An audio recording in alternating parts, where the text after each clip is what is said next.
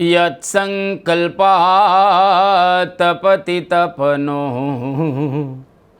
वाति वात समिन्धे वह निर्धत्ते धरणिरुदधी लंघते नैव वेलां सोऽयं श्रीमान् निखिल जगताम् अंतरात्मावतीर्णो धर्मं रक्षन् दिशतु कुशलम् स्वामिनारायणो नः। भगवते श्री स्वामिनारायणाय नमो नमः।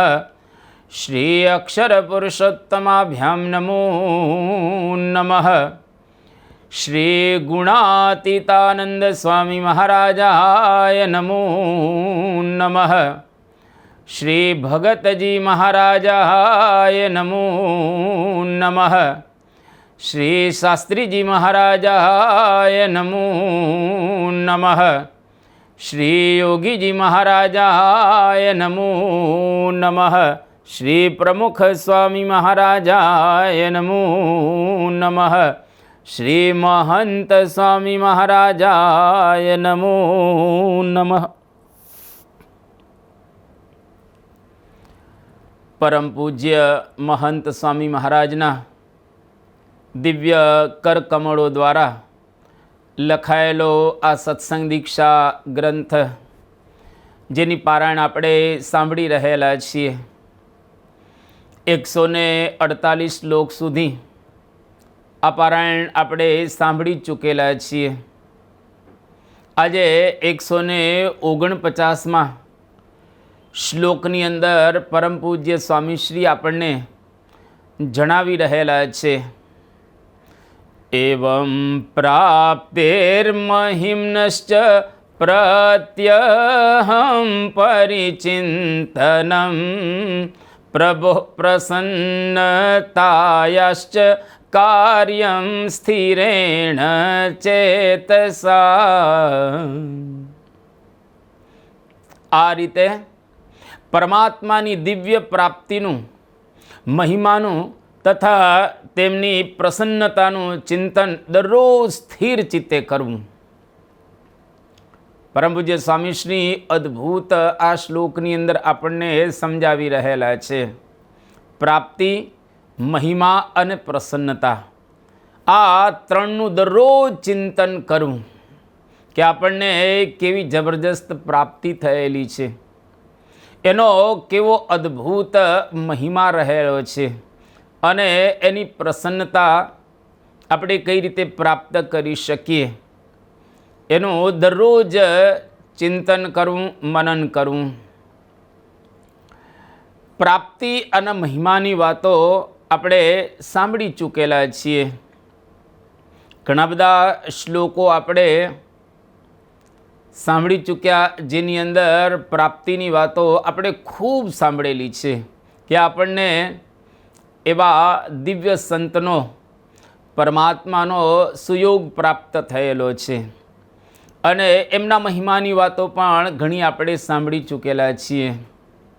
પણ આજે આપણે પ્રસન્નતા, राजीपो एनो विचार करिए कि जे आपने भगवानना अखंड धारक संत मळ्या छे, केता प्रगट भगवान प्राप्त थयेला छे, एनो राजीपो जो आपणी पर थाय तो केवा केवा कार्य सिद्ध थाय छे, जीवननी अंदर केवुं आपणे एक जबरदस्त बळ मळे छे जेनी वातो आपणे सांभळीशुं। प्रसन्नता, राजीपानो विचार करिए। मध्यना चौथा वचनामृतनी अंदर श्रीजी महाराज कहे छे, जेने प्रगट भगवान मळ्या होय तेने तो जेम भगवान राजी होय एम ज करवुं ए ठीक छे। जो जेने प्रगट भगवान मळ्या, आपणे तो प्रगट भगवान मळ्या छे तो ए भगवान राजी थाय, ए भगवाननी आपणी पर प्रसन्नता थाय, ए करवुं ज ए ज ठीक छे। हवे આમ તો આપણે પ્રસન્નતાની વાતો કરીએ છીએ, રાજીપાની વાતો કરીએ છીએ, પણ રાજીપાની વ્યાખ્યા શું? તો ગુણાતીતાનંદ સ્વામીએ બીજા પ્રકરણની 176મી વાત લખેલી છે, જેમાં ગુણાતીતાનંદ સ્વામી કહે છે, મોટાનો રાજીપો હોય તેના અંતરમાં સુખ વર્ત્યા કરે ને દાડે દાડે વધતો જાય, ત્યારે એમ જાણવું જે મોટા રાજી છે. અને જેણે સ્વભાવ મૂક્યો હોય ને મૂકતો હોય ને મૂકવાનો આદર કર્યો હોય એ સર્વ ઉપર મોટાની દ્રષ્ટિ રહ્યા કરે છે. જો રાજીપાની વ્યાખ્યા અંતરમાં સુખ વર્તે. બીજું, દરરોજ આપણે વધતા જઈએ અને આપણા સ્વભાવ મૂકી રહેલા હોઈએ અને આપણને મૂકવાનો આદર અને સંકલ્પ થાય, ત્યારે સમજવું કે મોટા પુરુષ આપણી ઉપર રાજી છે. અને જેની ઉપર મોટા પુરુષ રાજી હોય એને જબરજસ્ત લાભ થાય છે. જે વાત મહારાજે વચનામૃતની અંદર ઘણી જગ્યાએ કરેલી છે. પ્રથમના 58મા વચનામૃતમાં જેમ કે અતિશય જે મોટા પુરુષ હોય તેનો જે ઉપર રાજીપો થાય તેના ગમે તેવા મલિન સંસ્કાર હોય તો નાશ પામે.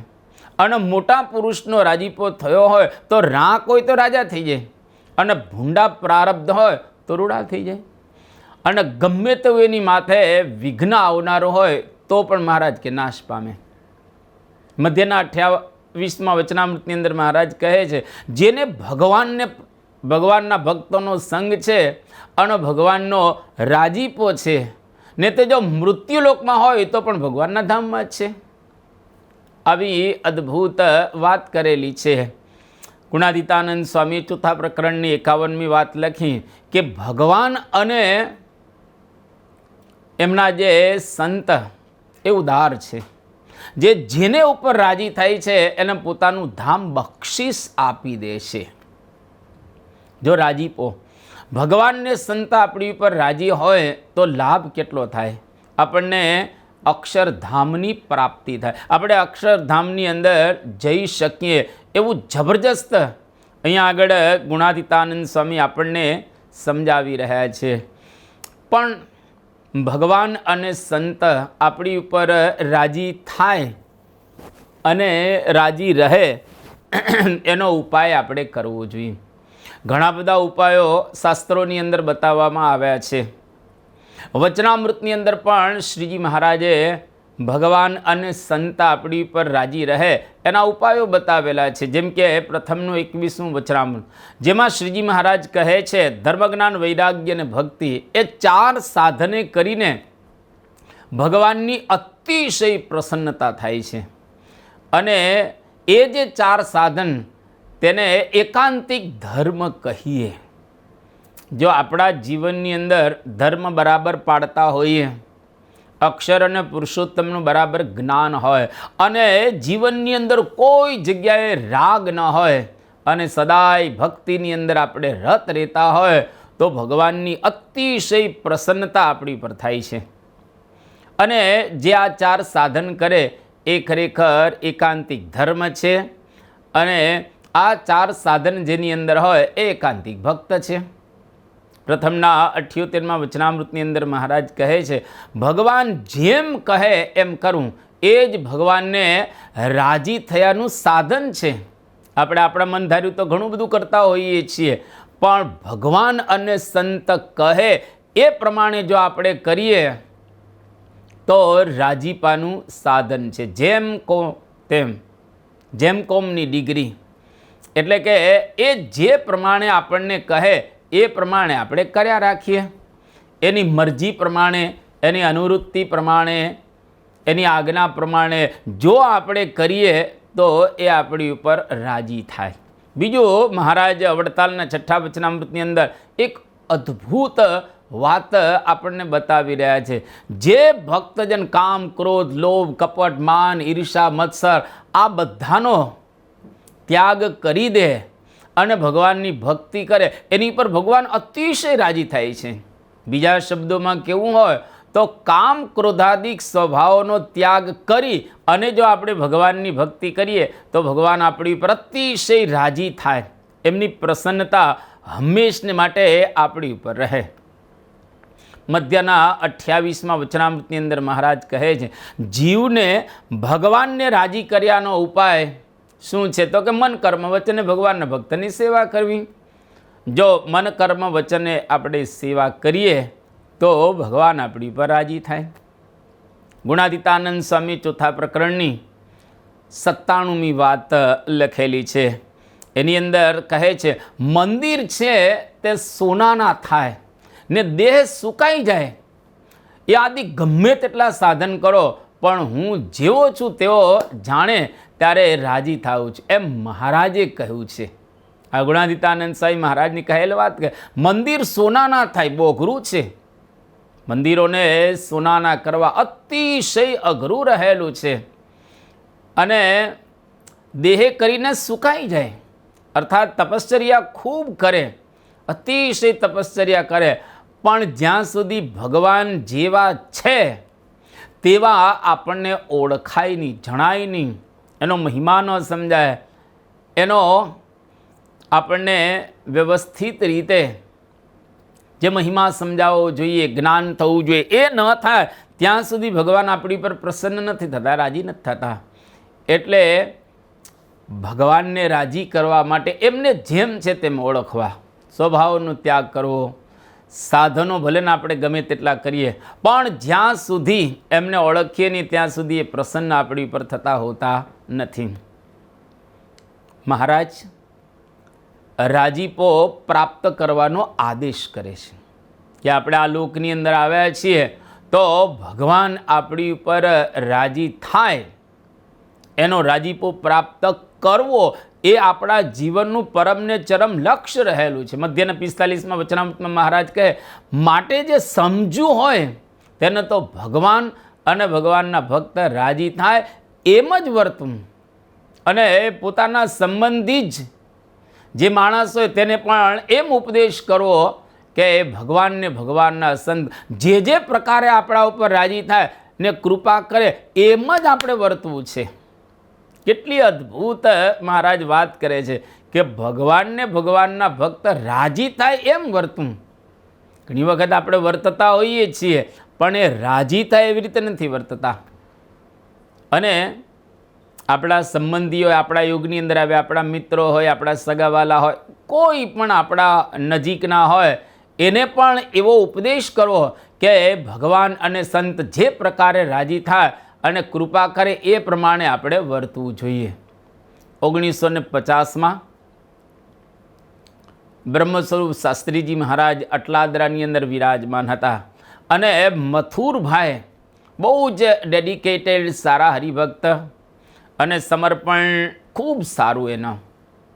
એ મથુરભાઈને કહે છે કે આ જોગી જેવા સાધુ અત્યારે આખા બ્રહ્માંડમાં નથી, તો એમને રાજી કરી લેવો, એમને રાજી કરી લેવા. જોગી મહારાજનો જો રાજીપો થઈ ગયો તો 100 જન્મે સારું થવાનું ન હોય તેનું આને આ જન્મે સારું થઈ જાય, એવા એ મોટા સાધુ છે. કેટલો અદ્ભુત શાસ્ત્રીજી મહારાજ યોગીજી મહારાજનો મહિમા કહ્યો કે આવા સાધુ જો રાજી થઈ જાય તો 100 જન્મે જે આપણે એકાંતિક થવાના હોઈએ 100 જન્મની કસર એક જન્મે ટળી જાય. 100 જન્મે આપણું સારું ન થવાનું અને આ જન્મે એ સારું થઈ જાય, એટલો બધો જબરજસ્ત પ્રતાપ રહેલો. એ શબ્દો આપણે અત્યારે એવું કહી શકીએ, અત્યારે મહંત સ્વામી મહારાજ જો આપણી પર રાજી થઈ જાય તો 100 જન્મે સારું ન થવાનું હોય તે આને આ જન્મે સારું થઈ જાય, કારણ કે સત્પુરુષ એક જ રહેલા છે. શાસ્ત્રીમાં યોગીજી મહારાજ, પ્રમુખ સ્વામી કે મહંત સ્વામી મહારાજ બધા એક જ છે. 1967માં ગોંડલની અંદર એક બહુ સરસ પ્રસંગ બને છે કે યોગીજી મહારાજ પોતાના ઉતારે પૂજા કરતા હતા અને યોગીજી મહારાજને કાગવાણીના 5 પુસ્તકો બતાવ્યા. જે કાગ બાપુ બહુ ભાવથી એમણે આ બધા પુસ્તકો લખેલા છે અને ગુજરાતમાં એમનું ખૂબ મોટું યોગદાન આપણે કહી શકીએ. તો કાગવાણીના 5 પુસ્તકો બતાવ્યા અને એમાંથી ગાવાની વાત કરી કે તમે ગાઓ સંતોને. થોડા ભજનો સંતોએ ગાયા, સરસ ભજનો બધા બનાવ્યા છે. યોગીજી મહારાજ એકદમ પોતાનો રાજીપો બતાવતા કહે, કાગ બાપુને પ્રકૃતિ પુરુષ સુધી ગાવાનું ન રહ્યું. કેટલા સરસ આશીર્વાદ યોગીજી મહારાજે એમને આપ્યા. અને કાગ બાપુને યોગીજી મહારાજ પ્રત્યે પરમ આદર ને ભાવ હતો, અતિશય આદર. મઝાદરની અંદર યોગીજી મહારાજને એ પોતે લઈ ગયેલા હતા. અને એમણે યોગીજી મહારાજનો મહિમા એક કાગવાણીની અંદર ગાયેલો છે. છેલ્લો ભાગ આપણે કહીએ એની અંદર તો યોગીજી મહારાજની પ્રસન્નતા, એમણે આ ભજનો બનાવ્યા, એમણે સારું એક કામ કર્યું. કોઈ પણ દુનિયાની અંદર સારું કામ કરે એની પર સત્પુરુષ હંમેશને માટે પ્રસન્ન થતા હોય છે, રાજી થતા હોય છે. મોમ્બાસામાં પરમ પૂજ્ય પ્રમુખ સ્વામી મહારાજને એક સંતે એવી વાત કરી કે બાપા, એક ટેલિફોન અધિકારી 1987માં બોચાસણની અંદર કેટલ કેમ્પ જોવા માટે આવેલા અને કેટલ કેમ્પ જોયેલ બહુ પ્રસન્ન થઈ ગયા કે વાહ, તમારો કેટલ કેમ્પ બહુ જ સારો છે. અને ત્યાં આગળ એસટીડી ફોનની વ્યવસ્થા એ વખતે હતી નહીં અને આપણે પ્રયત્ન કરતા હતા પણ કનેક્શન જોડાતું ન હતું. પણ આ ટેલિફોનના સાહેબ આવ્યા અને આ સાહેબ એમને બધી વાત કરી કે અહીંયા આગળ અમારે એસટીડી ફોન જોઈએ છે, કનેક્શન અમે પ્રયત્ન કરીએ છીએ પણ કનેક્શન મળતું નથી, જોડાતું નથી. હવે આ સાહેબ એમણે કેટલ કેમ્પ જોયા પછી બહુ જ પોતાની પ્રસન્નતા વ્યક્ત કરેલી અને પછી કહે છે કે તમે ચિંતા ન કરો, હું આ પ્રક્રિયા કરું છું. અને આ સાહેબ ગયા ત્યાર પછી બીજા દિવસે ફોન ચાલુ થઈ ગયો. અને આ અવાજ પરમ પૂજ્ય પ્રમુખ સ્વામી મહારાજને કહ્યું. ત્યારે પરમ પૂજ્ય પ્રમુખ સ્વામી મહારાજે સાંભળી અને કહ્યું કે ભગવાન રાજી થાય તો અક્ષરધામનો એસટીડી જોડી આપે, અક્ષરધામ આપે, 2 લોકમાં સુખ્યા કરી દે. જો એક સાહેબને આપણે બતાવ્યું, પ્રસન્ન થયા કે આ મંદિરમાં સરસ આટલી વ્યવસ્થા છે અને એસટીડી ફોન એ અગત્યનો છે, તો આપણે એમને એ સુવિધા ઝડપથી આપવી જોઈએ. જો સાહેબ પ્રસન્ન થયા તો આ લોકનો એસટીડી ફોન જોડી આપ્યો. એમ ભગવાન અને સંત જો આપણી પર પ્રસન્ન થાય તો અક્ષરધામનો એસટીડી એ જોડી આપે અને 2 લોકની અંદર આપણે સુખિયા બની જઈએ. બહારીન દેશની અંદર શેખ અલ જાહિરની બંને કિડની ફેલ થઈ ગયેલી. હવે આ બંને કિડની જ્યારે ફેલ થઈ ગઈ તો સ્વાભાવિક રીતે એને ડાયાલિસિસ કરવું પડે. પરંતુ એક સિરિયન જે ડ્રાઈવર, એની એક કિડની મેચ થઈ ગઈ અને પેલા ડ્રાઈવરે કહ્યું કે મારી એક કિડની હું આ રાજાને અર્પણ કરું છું. એની ભાવના કે રાજા દ્વારા સમાજની અંદર સારા કાર્ય થઈ રહ્યા છે તો મારે પણ આટલું એમને યોગદાન આપવું જોઈએ. અને આ શેખને પોતાની કિડની આપી અને રાજા રાજી થઈ ગયા અને 25 માળનું મકાન એમને ભેટ આપી દીધું. 20 લાખ દિરહામ ભેટ આપ્યા અને સિટીઝનશીપ એમને આપી. જો રાજી થઈ ગયા. એક રાજા રાજી થઈ જાય તો કેટલું બધું કરી આપ્યું એક ડ્રાઈવરને. એટલે ભગવાન અને સંત જો આપણી પર રાજી થાય તો આલોક અને પરલોક 2 લોકની અંદર આપણને સુખ્યા કરી દે. હંમેશા ભગવાન અને સંતને રાજી કરવાનો વિચાર કરવો. કરીએ રાજી ઘનશ્યામ રે સંતો, કરીએ રાજી ઘનશ્યામ, તો સર્વે કામ રે સંતો, કરીએ રાજી ઘનશ્યામ. પ્રસન્ન કરવા મહાપ્રભુને રહે તનમાં બહુ બહુ તાન, બીજું જાણે મર બગડી તેનું જરાય ન માને ધ્યાન, અર્થાત નુકસાન. તો ભગવાનને પ્રસન્ન કરવાનું તાન રાખવું. દુનિયાના લોકો કોઈ દિવસ બધા આપણી ઉપર રાજી નહીં થાય. આજે દુનિયાને ગમે તેટલી તમે પ્રસન્ન કરશો, કાલે સંભવ છે કે તમારી ઉપર કુરાજી થઈ જાય. પણ એક વખત ભગવાન અને સંતનો રાજીપો આપણી ઉપર થયો, એ કોઈ દિવસ આપણી ઉપર કુરાજી થતા હોતા નથી. મહંત સ્વામી મહારાજ કહે છે, રાજીપાનો વિચાર કેવી રીતે કરવો? તો પોતે કહે છે, પોતાનું બધું જ મૂકી અને મહારાજની રુચિ મુજબ કરવું.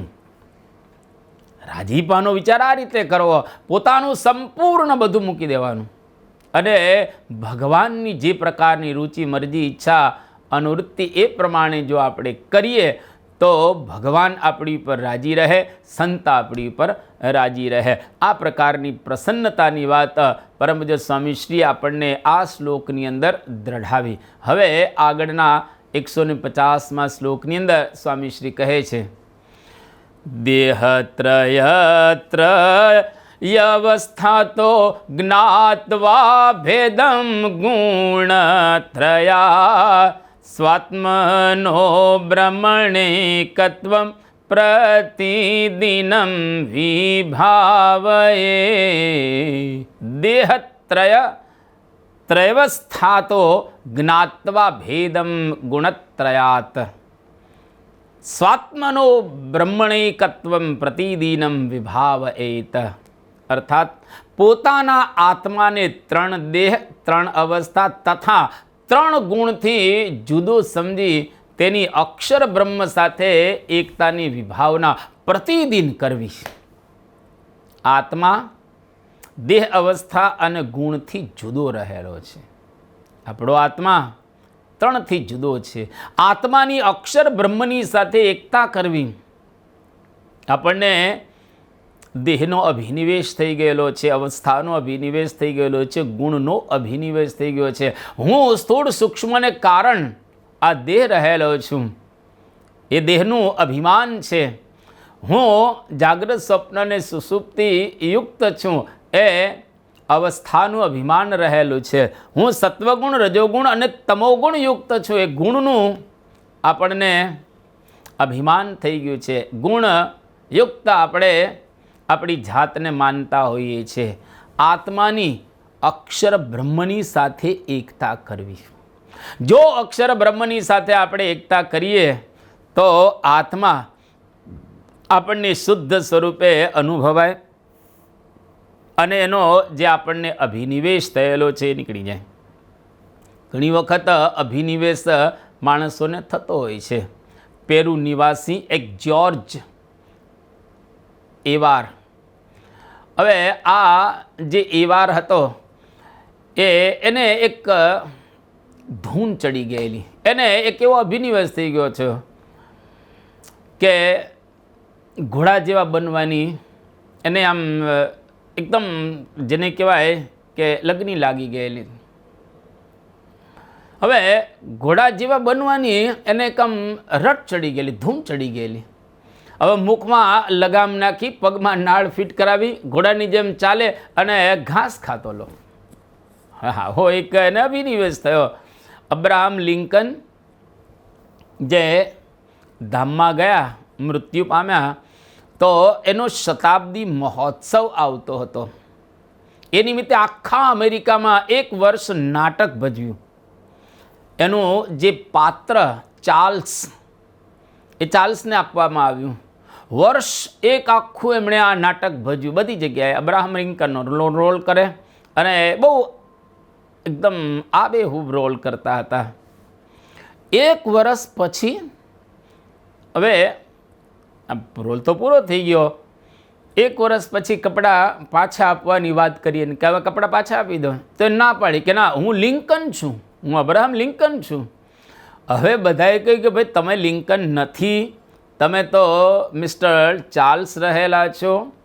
એટલે તો એમને આ મનાયું જ નહીં. એ કે ના, હું તો અબ્રાહમ લિંકન જ છું. ખૂબ મનાવ્યું પણ એ માનતા જ નથી. હવે પોલીગ્રાફ યંત્રમાં લઈ ગયા.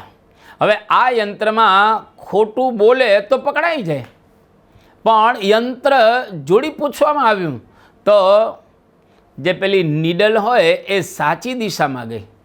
ફરીવાર એણે કહ્યું કે હું ચાલશું, તો ખોટી દિશામાં ગઈ. કેટલો બધો જબરદસ્ત અભિનિવેશ થઈ ગયો હતો કે હું અબ્રાહમ લિંકન છું. 1 વર્ષમાં જો આટલો અભિનિવેશ થઈ જતો હોય તો જન્મો જન્મ આપણે 3 દેહ, 3 અવસ્થા અને 3 શરીરને લઈને ફરીએ છીએ. એટલે સ્વાભાવિક રીતે આપણને એમનો અનુભવ, અભિનિવેશ થઈ જ જાય. 1 વર્ષમાં કેટલો જોરદાર અભિનિવેશ! આ તો આખી જિંદગી, અરે જિંદગીની જિંદગીઓ આપણે આની અંદર પસાર કરી નાખી છે. આ તો હું દેહ છું, એ અનંત જન્મોનો આપણો અભિનિવેશ છે. એને કાઢવો કેટલો કઠણ પડે, અતિશય કઠણ પડે. જવાહરલાલ નહેરુ એક વખત ગાંડાની હોસ્પિટલની મુલાકાતે ગયા હતા અને ત્યાં આગળ હવે સ્વાભાવિક રીતે બધા એ ગાંડા જ હોય. એક ગાંડાએ તેમને પૂછ્યું, તમે કોણ? હવે ગાંડો હોય એટલે એમને સ્વાભાવિક રીતે ખ્યાલ તો ના જ આવે કે આપણા ભારતના વડાપ્રધાન આ શ્રીમાન જવાહરલાલ નહેરુ રહેલા છે. હવે જવાહરલાલ નહેરુને એમણે પૂછ્યું કે તમે કોણ? ત્યારે જવાહરલાલ નહેરુએ બહુ સરસ જવાબ આપ્યો કે હું જવાહરલાલ નહેરુ, ભારતનો વડાપ્રધાન. હવે એક ગાંડો એમને કહે છે કે બોલશો નહીં. હું એક જ વાર બોલેલો તો મને અહીં લઈ આવ્યા.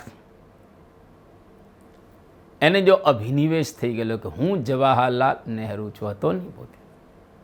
તો ઘણી વખત માણસ પોતાને માનતો હોય છે કે હું ફલાણો છું, ઢીકડો છું, હું આવો છું, તેવો છું. પોતાની જાતને આપણે માનતા હોઈએ છીએ, પણ આપણે આત્મા છીએ. આપણને આ 3 ગુણ, 3 અવસ્થા અને 3 શરીરનો અભિનિવેશ થઈ ગયેલો છે. એક યુવાનને ભ્રાંતિ થઈ ગઈ કે હું ઘઉંનો દાણો છું.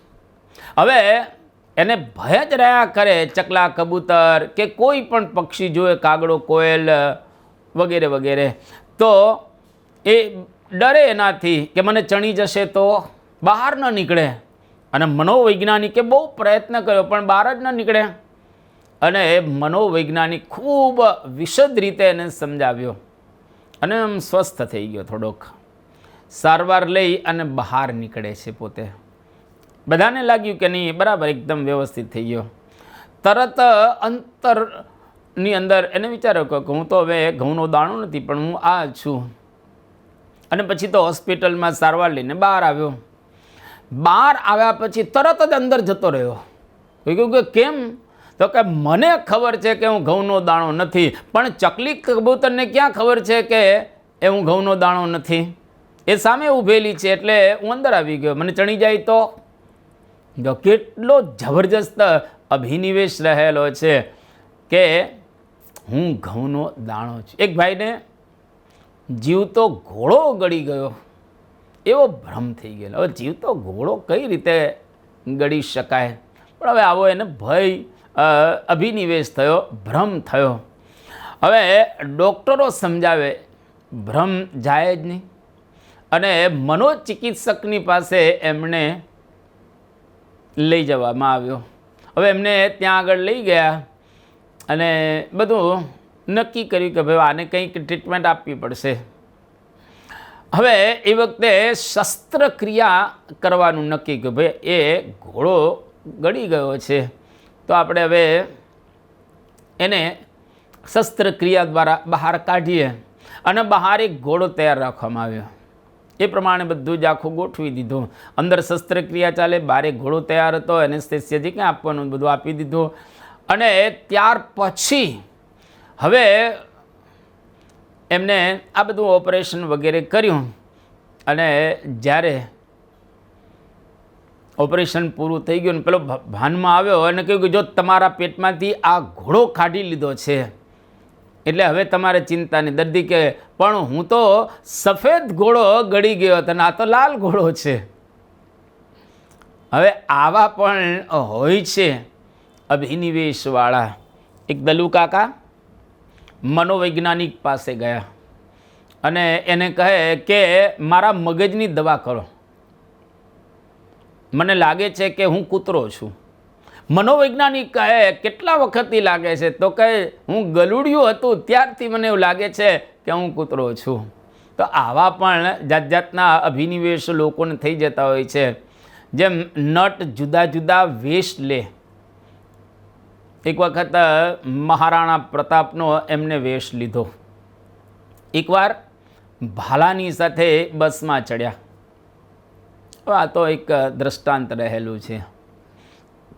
અને કંડક્ટરને કહે કે ટિકિટ કંડક્ટર તે કહે ને, હવે આ કહે નટ કે હું તો મહારાણા પ્રતાપ છું, રાજા છું, રાજા થોડી ટિકિટ લે. કંડક્ટરે કહ્યું કે હવે આને શું કરવું, આ તો માનશે નહીં. એટલે ધીરે રહીને દોરી ખેંચી અને કહ્યું કે ચિત્તોડગઢ. એટલે પેલા નટ ઉતરી ગયા નીચે, ચિત્તોડગઢ સમજીને જતા રહ્યા બસની નીચે. હવે આ બધા એક લૌકિક દ્રષ્ટાંતો અથવા તો આપણે જે કંઈ કહીએ, પણ આપણે આ શરીરની અંદર રહીએ છીએ એટલે શરીરનું સ્વાભાવિક રીતે આપણને અભિમાન થઈ જાય કે હું શરીર છું, હું ઇન્દ્રિયો છું, હું બુદ્ધિ છું, હું મન છું, મારે જાગ્રત સ્વપ્ન અને સુષુપ્તિ અવસ્થા છે, મારે રજોગુણ તમોગુણ અને સત્વગુણ છે. પણ એ કંઈ આપણી અંદર નથી. આપણે શુદ્ધ આત્મા છીએ, પવિત્ર આત્મા છીએ. આપણી અંદર કોઈ પ્રકારના સ્વભાવો જ નથી, પણ આપણે માની બેઠેલા છીએ કે આપણી અંદર આ બધા સ્વભાવો રહેલા છે. એટલે પોતાની જાતને શુદ્ધ અને પવિત્ર માનવી. મધ્યનું 12મું વચનામૃત, પ્રથમનું 20મું વચનામૃત, આવા કેટલાય વચનામૃતો રહેલા છે જેની અંદર શ્રીજી મહારાજ આપણને કહે છે કે આપણું સ્વરૂપ આત્મા છે. એ આત્મ સ્વરૂપને અક્ષર બ્રહ્મની સાથે એકતા કરવી. એકતા કરવી એટલે શું? અક્ષર બ્રહ્મની સાથે તો પહેલું પોતાને અક્ષર બ્રહ્માનો હું અક્ષર છું, હું બ્રહ્મ છું, હું અક્ષર બ્રહ્મ છું. મારાથી કોણ આ દુનિયાની અંદર મોટો છે? એક ભગવાન પુરુષોત્તમ નારાયણ મોટા છે, અન્ય કોઈ મારાથી મોટા રહેલા નથી. હું અક્ષર બ્રહ્મ છું, ભગવાન મારાથી મોટા છે. આવું પોતાની જાતને માનવું. બીજું, અક્ષર બ્રહ્મ સાથે એકતા કરવી એટલે અક્ષર બ્રહ્મના ગુણો મારામાં છે એ પ્રકારે ચિંતન કરવું, મનન કરવું. જેમ અક્ષર બ્રહ્મની અંદર સત્ય શૌચાદિક ગુણો રહેલા છે, એવી રીતે મારી અંદર પણ સત્ય શૌચાદિક ગુણો રહેલા છે. ત્રીજી વાત, અક્ષર સાથે એકતા કરવી એટલે અક્ષર બ્રહ્મની જેમ હું અનાદિ મુક્ત છું, અર્થાત માયાની અંદર આવ્યું જ નથી. મારું સ્વરૂપ અનાદિ માયાથી પર રહેલું છે, મુક્ત છું અને હું દિવ્ય રહેલો છું. આ પ્રકારે પોતાની જાતને માનું. ચોથું, અક્ષર બ્રહ્મમાં મહારાજ સાક્ષાત રહ્યા છે, તે મારામાં પણ મહારાજ સાક્ષાત રહ્યા છે. હું પણ શ્રીજી મહારાજને લઈ અને એ સમગ્ર વિશ્વની અંદર ફરી રહેલો છું. અને અક્ષર બ્રહ્મની સાથે એકતા કરવી એટલે અક્ષર બ્રહ્મ કાળ કર્મ અને માયાથી પર છે, તેમ હું પણ કાળ કર્મ અને માયાથી પર છું. તો આ શ્લોકની અંદર પરમપૂજ્ય સ્વામીશ્રી આપણને કહે છે 3 ગુણ 3 અવસ્થા અને 3 શરીરથી પોતાને પર માનવું અને અક્ષર બ્રહ્મની સાથે એકતા કરવી. જો આ પ્રમાણે અક્ષર બ્રહ્મની સાથે આપણે એકતા કરીએ તો આ ફળ આપણને પ્રાપ્ત થાય અને આવી સ્થિતિ પણ આપણે પ્રાપ્ત કરી શકતા હોઈએ છીએ. હવે પરમ પૂજ્ય સ્વામી શ્રી 151મો શ્લોક આપણને સમજાવી રહ્યા છે. પ્રત્યહ મનુ સંધેયા જગતો નાશશીલતા સ્વાત્મનો નિત્યતા ચિંત્યા સચિદાનંદરૂપતા.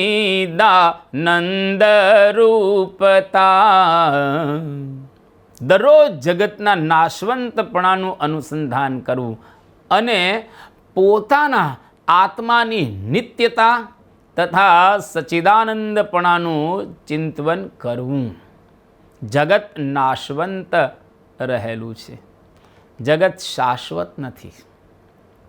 જગત દેખાય છે એ એવું નથી. આત્માની નિત્યતા અને સચ્ચિદાનંદપણાનું ચિંતન કરવું અને જગતના નાશવંતપણાનું અનુસંધાન કરવું, આ દરરોજ. બીજા શબ્દોમાં કહીએ તો સાંખ્ય વિચાર કરવો. સાંખ્ય વિચારની વ્યાખ્યા આપણા શાસ્ત્રોની અંદર અને મહાપુરુષોએ કહેલી છે. ગુણાતીતાનંદ સ્વામીની વાતમાં સાંખ્યની બહુ સરસ સ્વામીશ્રી વાત કરે છે. પહેલા પ્રકરણની 108મી વાત. ધર્મશાળા હતી તે પાડી અને ફરી કરી, તે હવે પશ્ચિમ પ્રથમની દેખાતી નથી, એમ પ્રકૃતિનું કાર્ય સર્વનાશ કરી નાખવું, એનું નામ સાંખ્ય કહેવાય. જે કંઈ દેખાય છે આપણને એ બધું નાશવંત છે. સાંખ્ય શું? જે આલોક ભોગ સર્વે ખોટું છે. ગુણાતીતાનંદ સ્વામીએ આ પહેલા પ્રકરણની 279મી વાત એની અંદર વાત કરી. તો જેટલું કંઈ પ્રકૃતિ પુરુષથી ઉત્પન્ન થયેલું છે તમામ નાશવંત રહેલું છે. આ વિચાર કરો, એનું નામ સાંખ્ય. સાંખ્ય વિચારથી જીવનની અંદર અદ્ભુત આપણને લાભ થાય છે. ગુણાતીતાનંદ સ્વામીની વાતો પહેલા પ્રકરણની 127મી, જેમાં ગુણાતીતાનંદ સ્વામી કહે છે સાંખ્યવાળાને તો આલોક સર્વે નર્ક જેવું લાગે, પણ ક્યાંય માલને ન મનાય. પહેલા પ્રકરણની 279મી વાતમાં પણ ગુણાતીતાનંદ સ્વામી કહે છે સાંખ્ય છે એ તો આંખ છે, અને આંખે કરીને સર્વ દેખાય. જો સાંખ્ય હોય તો આપણને બધું સરસ દેખાય. બીજા પ્રકરણની 24મી વાતમાં સ્વામી કહે સર્વ ક્રિયામાં નાશવંતપણાનું અનુસંધાન રાખો તો દુઃખ ન થાય, અન્યથા દુઃખ થાય. એટલે સાંખ્ય વિચારથી આ પ્રકારના આપણને જીવનની અંદર લાભ થાય. સાંખ્ય વિચાર વિના ખોટ રહી જાય. જે વાત પણ ગુણાતીતાનંદ સ્વામી પોતે કરે છે. પહેલા પ્રકરણની બીજી વાત, સાંખ્ય વિના અર્ધો સત્સંગ કહેવાય. માટે સુખ્યા રહેવાને અર્થે સાંખ્ય વિચાર શીખવો. જો સુખ્યા રહેવું હોય તો સાંખ્ય વિચાર શીખવો. અને જો સાંખ્ય વિચાર આપણે ન કરીએ તો ગુણાતીતાનંદ સ્વામી કહે છે અર્ધો સત્સંગ કહેવાય. એટલે સાંખ્ય વિચારને આપણે બરાબર દ્રઢ કરવો. એના વિના ખોટ ટળે નહીં. સાંખ્ય વિચારની એક રીત છે. કઈ રીતે આપણે સાંખ્ય વિચાર કરવો, જેની વાતો મહારાજે વચનામૃતની અંદર પણ બતાવેલી છે. 48મું વચન, જેને જેવું જાણ્યું જોઈએ મહારાજ કહે એવો યથાર્થ જાણ્યો હોય, જે આત્યસાર છે ને આત્યસાર છે.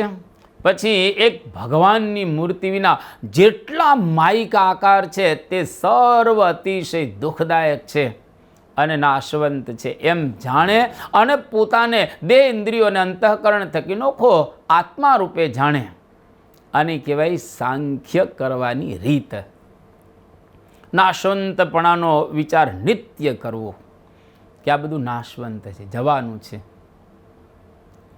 પ્રથમનો 14મું વચનામૃત, ધન દોલત દીકરા દીકરી એ તો સર્વે સ્વપ્ન તુલ્ય છે. કહેતા જેમ સ્વપ્નની અંદર આપણને થોડુંક દેખાય પછી નાશવંત છે, એવી રીતે આ બધા સ્વપ્ન તુલ્ય રહેલા છે. અંત્યનું 38મું વચન, જેમાં મહારાજ માયાના કાર્યમાંથી ઉત્પન્ન થયા જે આકાર માત્ર એ સર્વે મિથ્યા છે. કેમ જે એ સર્વે આકાર કાળે કરીને નાશ પામે છે. કાળ એક સમય એવો આવે કે આ બધા આકારો નાશ પામી જાય. ગુણાતીતાનંદ સ્વામી બીજા પ્રકરણની 106મી વાતમાં લખ્યો કે પદાર્થનો વિચાર હંમેશા રાખવો અને આદિ અંત્યનો વિચાર કરવો. મધ્યમાં ન જોવું, કારણ કે મધ્યમાં તો મોહ રહ્યો છે અને એ અજ્ઞાન રહેલું છે. એટલા માટે મધ્યમાં કોઈ દિવસ ન જોવું. જગતનું સુખ દુઃખરૂપ છે એવો વિચાર દરરોજ કરવો. મહારાજે સારંગપુરનું પહેલું વચનામૃત લખ્યું, વિષય સુખ તો કેવળ દુઃખરૂપ જ છે, એમાં બિલકુલ સુખ રહેલું નથી. ગુણાતીતાનંદ સ્વામીએ બીજા પ્રકરણની 47મી વાત લખી કે સંસારમાં સુખ જેવું જણાય છે પણ એમાં તો દુઃખ જ રહેલું છે.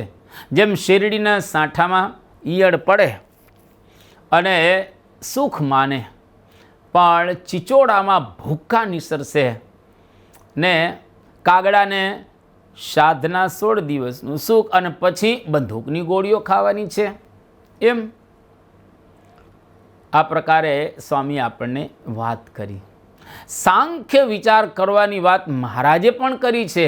સ્વામીએ તો કરી છે, પણ મહારાજે પણ જબરજસ્ત કરેલી છે. ગુણાતીતાનંદ સ્વામી પણ કરે છે સાંખ્યની વાતો. પહેલા પ્રકરણની 279મી વાત, જેમાં સ્વામી કહે સાંખ્ય વિચાર કરવાની બહુ વાત કરી અને પછી કહે સાંખ્ય વિચાર તો નિત્ય નિયમ રાખીને કરવો. એમાં બિલકુલ છોડવું નહીં, દરરોજ કરવું. શાના માટે આવ્યા છે, શું થઈ રહ્યું છે, આ જગત નાશવંત છે, પદાર્થો નાશવંત છે, આ મૂકીને જવાનું છે, વગેરે વગેરે. 1970માં લંડનની અંદર યોગીજી મહારાજ યુવકોનો ખૂબ આગ્રહ એટલે લંડન શહેરની અંદર ફરવા માટે ગયા. એટલે કે ત્યાં આગળ બધું જોવા માટે ગયા અને નિરંજન સ્વામી પણ એમની સાથે હતા. એ નિરંજન સ્વામી જોકા ખાતા હતા, ઝોલા ખાતા હતા. સ્વામીશ્રી કહે જોઈ લો પછી સાંખ્ય કરી નાખું. એમાં ટ્રફાલ્ગર સ્ક્વેર એની આગળ જે ફુવારો જે હતો એ જોઈ અને સ્વામીશ્રી બોલ્યા મહારાજ નહાવ. સ્વામી નહાવ. આવો યોગીજી મહારાજ બોલાવે. પછી કહે પથરા ઉપર પથરા છે, કાંઈ માલ નથી, હાલો હાલો પાછા આપણે ઉતારે જઈએ. યોગીજી મહારાજ કેવું જબરજસ્ત સાંખ્યના જીવનની અંદર પથરા ઉપર પથરા. વાત સાચી છે. એની અંદર કોઈ પ્રકારનો માલ રહેલો નથી. જનક રાજા એને સ્વપ્નું આવ્યું. હવે રાજા હતા અને સપનાની અંદર રાજ આખું લૂંટાઈ ગયું, સંપૂર્ણ રાજ લૂંટાઈ ગયું. 3 દિવસ ભિક્ષા ન મળી, પોતે ભિક્ષુક બની ગયા. રાજ તો લૂંટાઈ ગયું અને ભિક્ષા લેવા પાત્ર નહીં. અને કુંભારવાડે ગયા અને ત્યાં આગળ એમને પાત્ર લીધું તો ના પાડી દીધી કે અહીંયા આગળ પાત્ર નહીં મળે. અને ઉકરડામાંથી એને એક ઠીકરું લીધું જેની અંદર ભિક્ષા ગ્રહણ કરી શકાય. અને ભિક્ષા લઈ જતા રસ્તાની અંદર ચાલતા હતા. માણસો પણ હતા, બીજા ત્રીજા હતા, પશુઓ પણ રસ્તા ઉપર ચાલતા હોય સ્વાભાવિક રીતે. એમાં એક પાડાનો ધક્કો લાગ્યો અને પેલું ભિક્ષા પાત્ર પડી ગયું. જાગી ગયા એકદમ. એ જ વખતે બંદીજનો હતા. એ બંદીજનો રાજાધિરાજ જનકનો જય હો, રાજાધિરાજ જનકનો જય હો, જય હો, એ પ્રમાણે કરતા હતા. એટલે જનકને આશ્ચર્ય થયું કે હમણાં તો ભિખારી હતો, ઠીકરું માગી અને ખાતો હતો. હા, પરિસ્થિતિ તો હમણાં થોડો સમય પહેલાં જ તેનું જાગ્યો ત્યારે જનક રાજાની જય હો, મિથિલા નરેશની જય હો, એવું લોકો બોલી રહેલા છે. જનક રાજાએ આ બે પરિસ્થિતિ જોઈ. પછી વિદ્વાનોની સભા કરી. જે બધા જબરજસ્ત શાસ્ત્રકારો હતા એની સભા કરી. ઋષિઓ, મુનિઓ, સાધુઓ, સંન્યાસીઓ, આ બધાની સભામાં જનક રાજાએ કહ્યું કે મેં સ્વપ્નમાં જોયું તે સાચું કે જાગીને જોયું તે સાચું. એ વખતે અષ્ટાવક્ર જનક રાજાને કહે છે કે તે સ્વપ્નમાં જોયો એ અસત્ય હતું. તેમ જીવન પણ 100 વર્ષનું સપનું જ છે. માટે તું આ સંસારને સ્વપ્નવત સમજીને તારી વૃત્તિઓ પરમાત્મામાં જોડી દે, પરમાત્મા સન્મુખ કરી દે.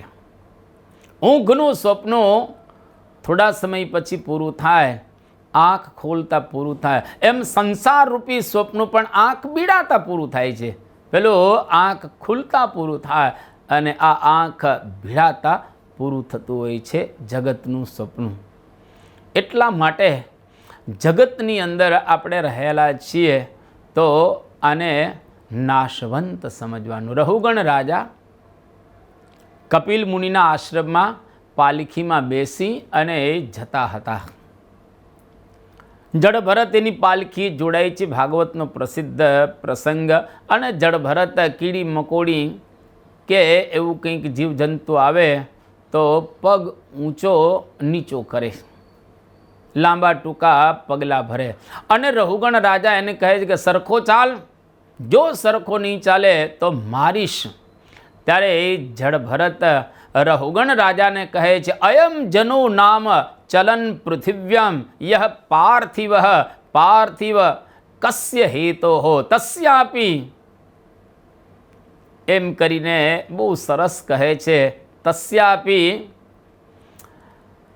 આ જનકને રહુગણને ઉદ્દેશીને કહે છે કે આ તમે જુઓ, આ પાર્થિવ શરીર મારું અને તમારું શરીર પણ પાર્થિવ રહેલું છે. આ બધું ધૂળનું છે, આમાં કોઈ વસ્તુ એ રહેલ નથી. તસ્યાપી ચાંઘ્ર્ય અધિગુલ્ફ જંઘા ઝાનુ ઉરુ મધ્યોર શિરો ધરાંસાહા. આ બધા શ્લોકની અંદર અદ્ભુત કહે છે. અંશેથી દાર્વિમ શિબિકા ચયસ્યામ સૌવીર રાજ ઇત્યપદેશ આસ્તે યસ્મિન ભવાન રૂઢ નિજાભિમાનો રાજાસ્મિ સિંધુ શુઇતિ દુર્મદાંધ. આ પાર્થિવ શરીરમાં બધું ધૂળનું જ છે. લાકડાની પાલખી સૌવીર રાજ ધૂળનો છે. સ્વાભિમાન મદાંધ, તું શું અહીંયા આગળ એ સમજી રહેલો છે? કોણ કોને મારશે? બધું ધૂળનું છે. પાલખી ધૂળની, તું ધૂળનું, મારું શરીર ધૂળનું, આ બધું જ ધૂળનું રહેલું છે. કોણ કોને મારવાનું છે? એટલા માટે રાજા આ બધું છોડી દે. અને ખરેખર રહુગણ રાજાને જ્ઞાન થયું કે આ કોઈ પાગલ નથી પણ પરમહંસ લાગે છે. નમન કર્યું, પ્રણામ કર્યા અને એમને જ્ઞાન આપે છે. ઉજ્જૈનની ગાદી ખાલી પડી. એના હકદાર ભોજ, એની ઉંમર નાની, યુવરાજ હતા. કાકા મુંજને બેસવાની ઈચ્છા થઈ ગઈ. આમ હકદાર તો ભોજ હતા, પણ એના કાકા મુંજને ઈચ્છા થઈ ગઈ કે મારે આ ગાદી પર બેસવું છે. ષડયંત્ર એ રચે છે અને થોડાક હત્યારાઓને તૈયાર કરે છે. હત્યારાઓ સાથે ભોજ શિકાર કરવા માટે જાય છે. હવે જ્યારે બધા હત્યારાઓ સાથે જતા અને મારવા હથિયાર ઉઠાવ્યું ત્યારે ભોજ કહે મારી એક વિનંતી છે, હું એક શ્લોક તમને લખી આપું કાકા માટે. એક ભોજપત્રમાં શ્લોક લખી આપ્યો. એનો જવાબ આવે પછી મને મારજો, ત્યાં સુધી તમે મારતા નહીં, હું મરી જઈશ. ભલે તમે મને મારી જ નાખવાનો છો અને હું મરવા તૈયાર પણ છું, પણ આ શ્લોક લખી આપો કાકાને અને કાકાને શ્લોક વંચાવજો ને કાકા શ્લોક વાંચી લે પછી મારી પાસે આવજો અને ત્યાર પછી મને મારી નાખજો. બસ આટલી મારી એક વિનંતી છે. મને એવું લાગે છે કે તમે મારી વિનંતીને માન્ય રાખશો, અને ખરેખર રાખી. અને ભોજપત્રમાં એને શ્લોક લખી આપ્યો. માંધાતા ચ મહીપતિ કૃતયુગે લંકાર ભૂતો ગતઃ સેતુ એ નમહો દધો વિરચિતઃ ક્વાસો દશાસ્યંતકઃ અન્યે ચાપી યુધિષ્ઠિર પ્રભૃતયો યાતા દિવમ ભૂપતે નૈકે નાપી સમમ ગતા વસુમતિ નૂનમ ત્વયા યાસ્યતિ. મુંજને શ્લોક વાંચી અંતરદ્રષ્ટિ થાય છે. અદ્ભુત આ શ્લોક લખેલો. માનધાતા ચ મહીપતિ કૃતયુગે અલંકાર ભૂત ગત. સતયુગની અંદર સમગ્ર પૃથ્વીને અલંકૃત કરનાર એવા માનધાતા એ પણ ગયા. જેને મહાસમુદ્ર ઉપર સેતુનું નિર્માણ કર્યું એવા દશરથ પુત્ર ભગવાન શ્રી રામ એ પણ વિદાય લઈને આ પૃથ્વી ઉપરથી ગયા. અન્ય ચાપી યુધિષ્ઠિર પ્રભૃતય યાતા દિવમ ભૂપતે. અન્ય પણ યુધિષ્ઠિર જેવા રાજાઓ આ લોકમાંથી વિદાય લઈને ગયા. કોઈની સાથે આ પૃથ્વી ગઈ નથી, અહીંયા આગળ જ રહેલી છે. મુંજ મને એવું લાગે છે કે ત્વયા સહ યાસ્યતિ, તમારી સાથે આ પૃથ્વી જશે. કોઈની સાથે નથી ગઈ પણ તમારી સાથે જશે. મુંજને અંતરદ્રષ્ટિ થઈ. ઓહો હો હો, આ પૃથ્વી તો કોઈની સાથે જવાની, તો એના માટે શા માટે આ ભોજને મારે મારવો જોઈએ? પૂછ્યું કે મારી નાખ્યો? એ કે ના, મારી નથી નાખ્યો, જીવતો છે, જીવતો છે. પાછો લઈ આવો. પાછો લઈ આવ્યા અને ભોજનો ધામધૂમથી રાજા તરીકે અભિષેક કરાવ્યો. એટલા માટે કોઈ વસ્તુનો લોભ ન કરો. આ બધું નાશવંત છે.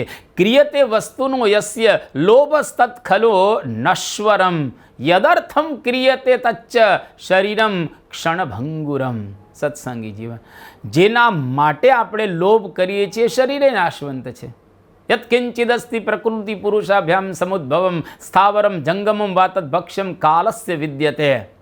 પ્રકૃતિ પુરુષથી જેટલું કંઈ ઉત્પન્ન થયેલું છે તમામ કાળની અંદર ખલાસ થઈ જવાનું છે. એ જંગમ હોય કે સ્થાવર હોય. અનિત્યમ સર્વમ એવ એતત અહંચ મમ ચ અસ્તિ યત. મહાભારત. આ બધું અનિત્ય છે. સંસરતી ઇતિ સંસાર. દરરોજ સરે ને સંસાર. ધનાની ભૂમૌ પશવશ્ચ ગોષ્ઠે નારી ગૃહદ્વારી સખા શ્મશાને દેહશ્ચિતાયામ પરલોક માર્ગે ધર્માનુગો ગચ્છતિ જીવ એક. જેટલું કંઈ હશે બધું અહીંયા આગળ. ધનાની ભૂમો, ધન ભૂમિની અંદર. પશવશ્ચ ગોષ્ઠે, પશુઓ કોઢની અંદર રહેશે. નારી ગૃહદ્વારી, નારી પોતાના ઘરની અંદર રહેશે, સ્મશાન સુધી નહીં જાય. સખા શ્મશાને, સખાઓ સ્મશાનની અંદર એ જશે. દેહશ્ચિતાયામ, દેહ જ્યાં સુધી આ ચિતા સળગતી હશે ત્યાં સુધી રહેશે. પરલોકમાં કોણ જશે? તો કે ધર્મને આશ્રિત એવો જીવ એકલો જ જશે. બાકી બધું જ અહીંયા આગળ રહેવાનું છે. એટલે કે આપણી સાથે કશું જ આવવાનું નથી. મા કુરુ ધન જન યૌવન ઘર્મમ હરતી નિમેષાત કાલ સર્વમ. થોડાકમાં કાળ બધું જ નાશવંત કરી દેશે.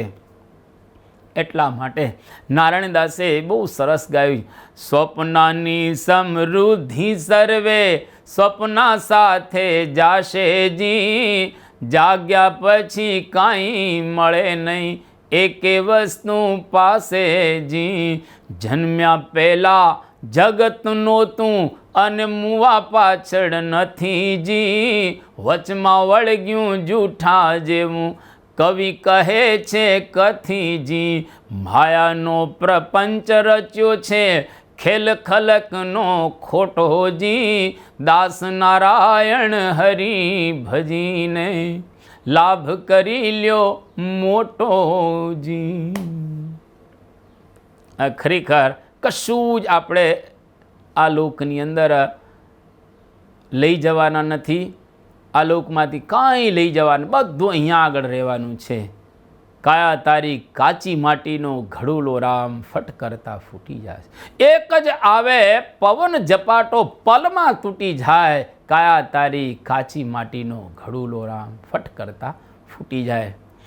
જૂઠી કાયા જૂઠી માયા જોતા જોતા જાશે જી. આ જૂઠી કાયા ને જૂઠી માયા જોતા જોતા જાઠે. એટલે આ બધું જ નાશવંત છે. એક દિવસ મૂકવી પડશે.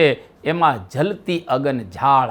એક સરસ કવિએ લખ્યું છે કે જૂઠી કાયા જૂઠી માયા જૂઠા આડ પંપાળ. એક દિન મૂકવી પડશે એમાં જલતી અગન ઝાડ. હાથ ચડેલી તક અણમોલ જોજે ન છૂટી જાય.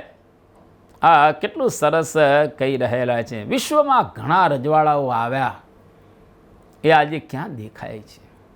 આજે ઘણા બધાની પરિસ્થિતિ પણ આપણે જોઈએ તો ખ્યાલ આવે કે દયનીય રહેલી છે. સગા દીઠા મેં શાહ આલમના શેરીએ ભીખ માગતા. આજે તમે જો ઘણા બધા રજવાડાઓના પરિવારની અંદર પણ ભીખ માગી રહ્યા છે લોકો, કારણ કે રાજ જતા રહ્યા. તેજો બિંદુ ઉપનિષદ કહે છે, જો શશશૃંગથી હાથી મર્યો હોય અને દૂધ આંચણમાં પાછું ગયું હોય તો આ જગત સત્ય છે. કેટલું સરસ છે. અર્થાત એ અસત્ય અને નાશવંત છે. રવિન્દ્રનાથ ટાગોરની કીર્તિ ટોચ ઉપર હતી. ત્યારે એમણે કહેલું કે મારી કીર્તિ વિશે હું તમને કહું છું, હું કહું તો દૂરનો આકાશનો તારો પણ મારું નામ જાણે છે, પરંતુ એક સજાગ વ્યક્તિ તરીકે મને એ પણ ખ્યાલ છે કે મારી આ કીર્તિ પાણીના પરપોટાથી વધુ સમય ટકી શકે એટલી નથી. એટલે કે નાશવંત છે આ કીર્તિ. દેવતાનું આયુષ્ય મનુષ્યના 30,71,71,428 વર્ષ, 6 માસ, 25 દિવસ, 42 ઘડી, 51 પળ, 25 નિમિષ, 42 લવ અને 12 લવનો 14મો ભાગ આટલું છે. છતાં એક દિવસ મૃત્યુ એને પણ આવે છે. ભસ્માંતમ શરીરમ, આ શરીરની ભસ્મ થાય છે. પરસી બીશ શૈલી એને કહ્યું છે, the flower that smiles today dies tomorrow. પ્રભાતે ફૂલડિયા ફૂલે, સાંજે તે કર્માશેજી. એનું ગુજરાતી.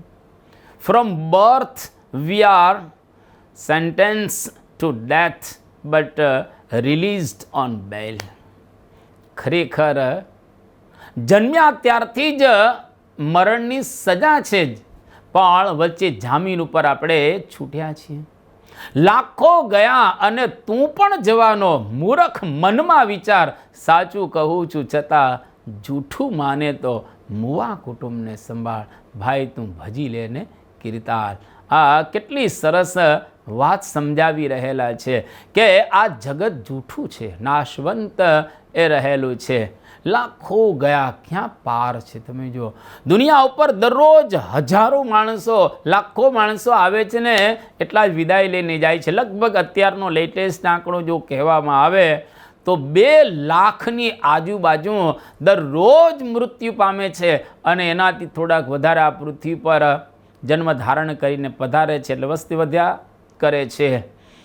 તો એક દિવસ આપણો વારો ચોક્કસ આવવાનો છે. સમાજ में होती हुई हर मौत हमारी मृत्यु का पैगाम लेकर आती है.